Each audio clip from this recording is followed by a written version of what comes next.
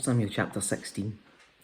Now the Lord said to Samuel, "You have mourned long enough for Saul.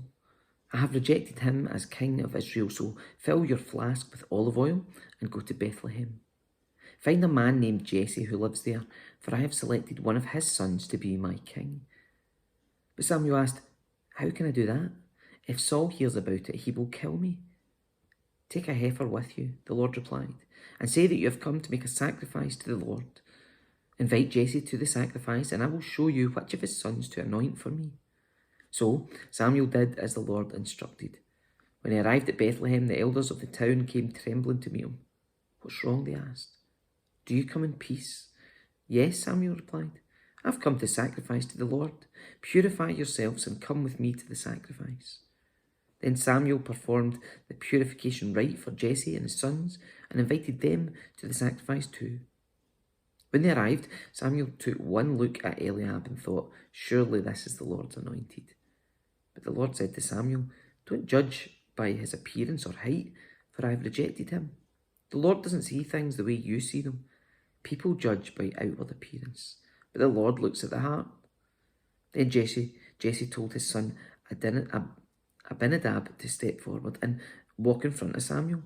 But Samuel said, "This is not the one the Lord has chosen."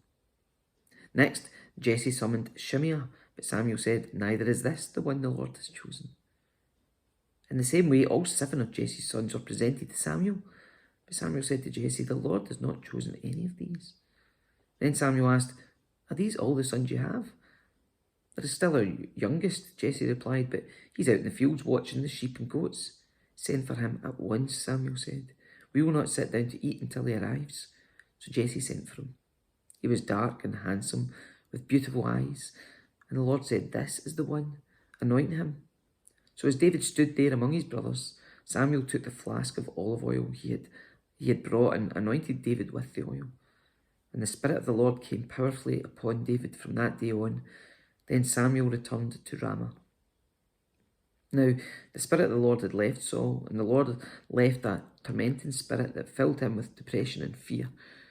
Some of Saul's servants said to him, "A tormenting spirit from God is troubling you. Let us find a good musician to play the harp whenever the tormenting spirit troubles you. He will play soothing music, and you will soon be well again." "All right," Saul said, "find me someone who plays well and bring him here." One of the servants said to Saul, "One of Jesse's sons from Bethlehem is a talented harp player. Not only that, he's a brave warrior, a man of war, and has good judgment. He's also a fine-looking young man, and the Lord is with him." So Saul sent messengers to Jesse to say, "Send me your son David, the shepherd." Jesse responded by sending David to Saul along with a young goat, a donkey loaded with bread, and a wineskin full of wine. So David went to Saul and began serving him. Saul loved David very much, and David became his armor-bearer. Then Saul sent word to Jesse asking, "Please let David remain in my service, for I am very pleased with him." And whenever the tormenting spirit from God troubled Saul, David would play the harp. Then Saul would feel better, and the tormenting spirit would go away.